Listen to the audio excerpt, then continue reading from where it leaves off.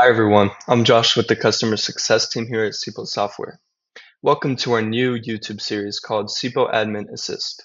Today I'm excited to show you how easily it is to change management roles and permissions in our platform. No matter how simple or complex your workflow is, we're here to simplify your CIPO admin experience, so let's dive in. First, we're going to navigate to the roles module, which is found by clicking the top left drop-down menu, scrolling down until you see the manage or admin. Can go under that drop down and you'll find roles. Now once you select roles, you'll see a list of all the current roles set up in your system. And to change a role or update permissions, just find the role that you want to adjust and click on it.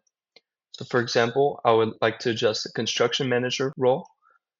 And once you click on that, you can go to permissions, the top middle. Now, here's where the customization happens. It only takes a few simple clicks. You can easily adjust the permissions associated with that role by checking or unchecking the boxes next to each permission.